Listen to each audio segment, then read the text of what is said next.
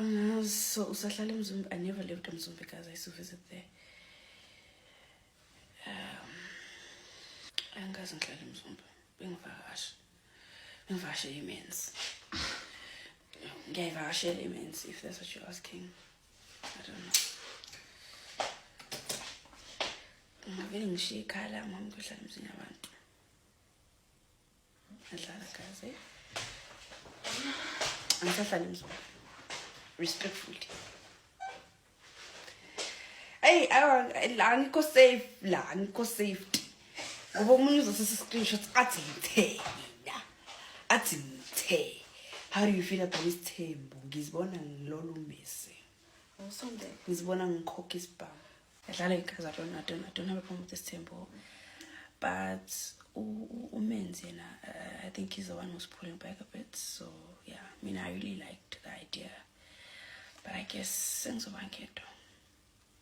I think abafana baconfirm. Oh, abafana uJonas. Amazi uJonas. Abafana uJonas. Jonas nabafana. Bazala bami ngale ndlela simpabhulisha ngayo abantu bakaMseleko. Lo mntana abantu uqeda ukuzivikela kaMseleko kodwa usaba ukukhuluma. Uyambona nje noma akhuluma. Uyakhuluma buye nganeno phela kumakoti okomuntu wathi masicala ukumbona kaMseleko sabe simungenela but most of the things abantu bebazisho ngaye iqiniso indlela abehave ngayo bongasindlela ukubehave around abantu abadala and mhlambe nebekenzela icontent but akusindlela nje thina sazi ukuthi umuntu omdala makukhuluma naye uyasukuma umqhawula, understand. So i-girlfriend kaLandle and also baby mama kaLwandle uthi yena akahlala eMzumbe. Akahlali nje eMzumbe bazala bami, akahlali eMzumbe, akasumuntu waseMzumbe. Singathi uhlala eMzumbe. EMzumbe uya ukuyovakashela i-boyfriend yakhe which is ubaba umntana yakhe uLwandle. Namanje uya eMzumbe ayovakashela i-boyfriend yakhe. But okukhulu isigaqa esikhulu asikhulumile ukuthi uthi uLwandle akasifuni isithembu. Yena akanankinga nesithembu, uyasamukela isithembu. Inkinga u-boyfriend uyo ungafuni isithembu uyo oloko ohocela emuva.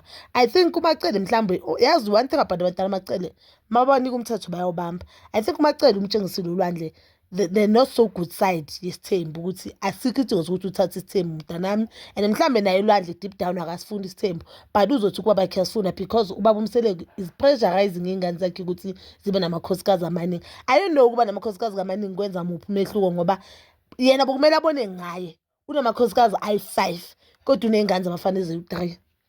Ngabe wanami wama ngabe wama kumayeni ngoba labafana boyi3 babuya ku first and second wife.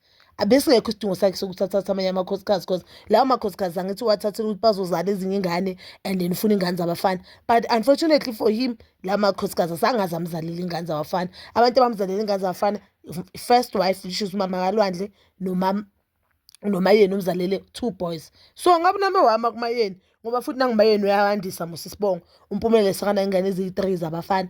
Yabo?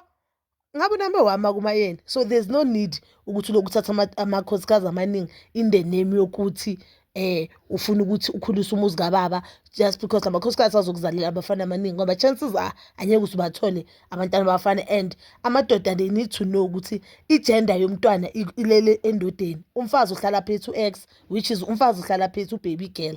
Yena uyemeleze nomfana. So mangaba akakhipha umfana anyeke umfazi azamzala umfana ukuyi. So kuyafana noma ngaba uNkulunkulu akakuphanga abafana ungathatha abafazi baze babe yi30 ngeke usumthola umntana omfana. Kanti ke bazala bami, that is all for now. Please don't forget to like, subscribe, share and hit that notification button. Nginithanda ukuya nokubuya.